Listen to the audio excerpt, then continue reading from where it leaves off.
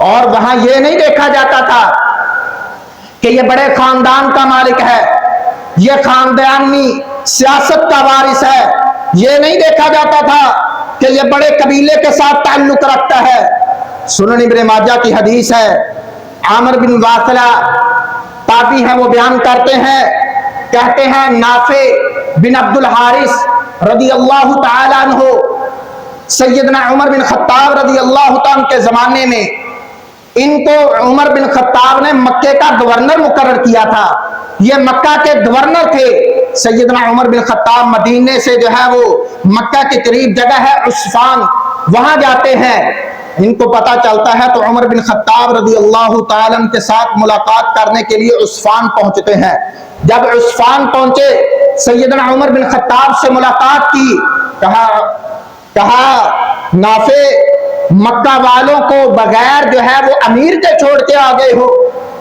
یا کسی کو امیر بنا کے آئے ہو؟ کہنے لگے امیر المؤمنین میں ابن ابی ابزہ کو جو ہے وہاں کا امیر مقرر کر کے آیا ہوں، میں نے ابن ابزہ کو وہاں کا جو ہے وہ اپنا خلیفہ اور اپنا نائب مقرر کر کے آیا ہوں۔ کہا یہ ابن ابزہ کون ہے؟ سیدنا نافع بن عبد الحارث کہنے لگے ہوا رجل من موالینا، وہ ہمارے آزاد کردہ غلاموں میں سے ایک غلام ہے، اس کو میں نے اپنا جو ہے وہ اپنا نائب مقرر کیا ہے۔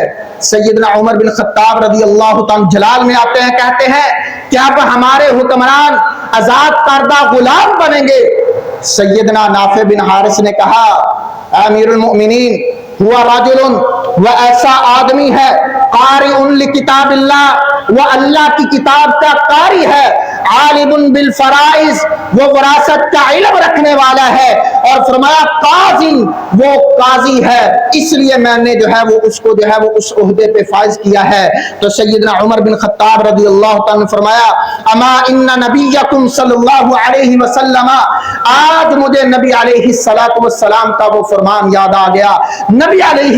السلام نے یہ فرمایا تھا، میں نے ان سے سنا، اللہ فرماتے ہیں ان اللہ یرفع بہذا الکتاب اقواما، اللہ اس کتاب کے ذریعے قوموں کو عروج عطا کرتے ہیں، ویدع بہ آخرین، اور دوسری قوموں کو ذلت اور پستی میں ڈال دیتے ہیں۔ وہ کون سی قومیں ہیں جو اپنے فیصلے قرآن سے لیتی ہیں، جو اپنے فیصلے قاری قرآن سے کرواتے ہیں، مفسر قرآن سے کرواتے ہیں، محدثین سے کرواتے ہیں، عالم دینوں سے کرواتے ہیں، جو اپنے فیصلے فقہاء سے کرواتے ہیں، جو قال اللہ اور قال الرسول کے مطابق فیصلے کرتے ہیں، اللہ ایسی قوموں کو بلندیاں عطا کرتے ہیں، ایسی قوموں کو عروج عطا کرتے ہیں۔ وہ قومیں بھی چشمے فلک نے دیکھی ہیں، تاریخ ایسی قوموں سے بری پڑی ہے، آج ہمیں ہماری تاریخ سے جو ہے وہ دور کر دیا گیا، آج ہمیں دھوکے میں ڈال دیا گیا، آج ہمیں اغیار کی تاریخ پڑھائی جانے لگی، آج ہمیں غیر مسلموں کی تاریخ کی طرف لگا دیا گیا۔ وہ لوگ جن کے پاس کچھ نہیں تھا، اللہ نے ان کو 44 لاکھ مربع میل کا مالک بنایا، ان کی تاریخ سے ہمیں دور کر دیا گیا۔ سب سے بڑی وجہ یہ تھی، وہ وجہ یہ ہے کہ وہ قال اللہ اور قال الرسول کے مطابق جو ہے وہ فیصلے کرتے تھے، اللہ کی حاکمیت چاہتے تھے، وہ اپنی جگہ پر اپنی حکمرانی میں لا الہ الا اللہ کا نفاذ چاہتے تھے، محمد رسول اللہ کے فیصلے کا نفاذ چاہتے تھے، اور اسی لیے جب وہ چلتے تھے زمین پر ان کے قدموں کی آہٹ جنت تک سنائی دیتی تھی، اپنی جو ہے وہ امیری کی کرسی سے اٹھتے تھے، روم و کسرا کی کرسیاں جو ہے وہ ہل جایا کرتی تھی۔ وجہ یہ تھی ان کے دلوں کے اندر اللہ کے حکم کو نافذ کرنے کا جذبہ تھا، قال اللہ کو قال الرسول کے نفاذ کا جذبہ تھا، ان کی سیاست قرآن کے مطابق تھی، رسول اللہ صلی اللہ علیہ وسلم کے فرمان کے مطابق تھی۔ وہ چلتے تھے رسول اکرم صلی اللہ علیہ وسلم سے پوچھ کر، قرآن سے پوچھ کر فیصلے کرتے تھے، قرآن سے پوچھ کر۔ وہ یہ نہیں کہتے تھے کہ ہمیں فلاں کا اس کے بارے میں یہ فیصلہ نظر آتا ہے، فلاں کا یہ فیصلہ نظر آتا ہے، ہمیں اس میں، وہ کہتے تھے اللہ اور اس کے رسول کا ہمیں اس میں یہ فیصلہ نظر آتا ہے۔ اس لیے اللہ نے ان کو جو ہے وہ بلندیاں عطا کی، ان کی حاکمیت جو ہے وہ آج بھی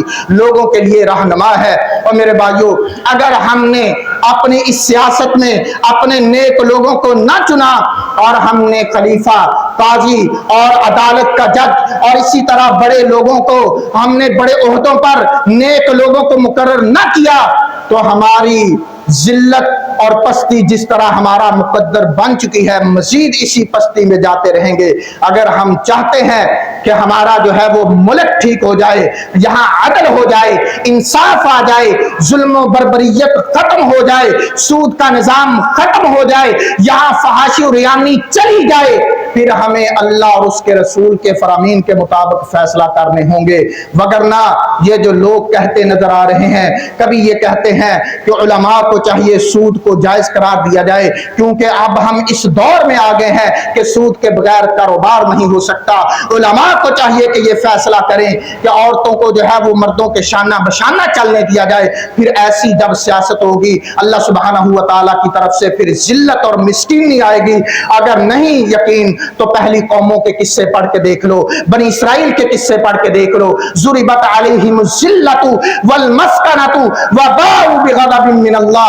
अल्लाह ने उन पर जिल्लत और मिस्कीनी नाज़िल कर दी और अल्लाह के गुस्से के साथ वो लौटे, उन पे अल्लाह का गज़ब भी नाज़िल हुआ। वजह ये थी, उनके पास किताब थी, उनके पास मंशूर था, उनके पास अंबिया के फैसले थे, उनके पास किताबुल्लाह तौरात थी। उन्होंने किताबुल्लाह को वरा ज़ुहूरिहिम अपनी पुश्तों के पीछे फेंक दिया और अपनी अक्ल और दानिश के मुताबिक फैसले करने शुरू कर दिए, तो अल्लाह ने भी उन पर जिल्लत और मिस्कीनी नाज़िल कर दी। आज भी अगर हम अपने आप को कुरान से बढ़कर अक्लमंद, फहम और फरासत रखने वाला, दानिशमंद समझेंगे, तो फिर मिस्कीनी और जिल्लत हमारा मुकद्दर बन के रहेगी। अल्लाह सुब्हानहू व तआला से दुआ है कि अल्लाह सुब्हानहू व तआला हमें हकीकी मानों में जो सियासत के हकदार लोग हैं उनको लेकर आने की तौफीक अता फरमाए और अपने फैसले किताबुल्लाह और सुन्नत रसूल के मुताबिक करने की तौफीक अता फरमाए। हादा मा इंदी वल्लाहु अलम बिस्सवाब व मा अलैया इल्लल बलाग।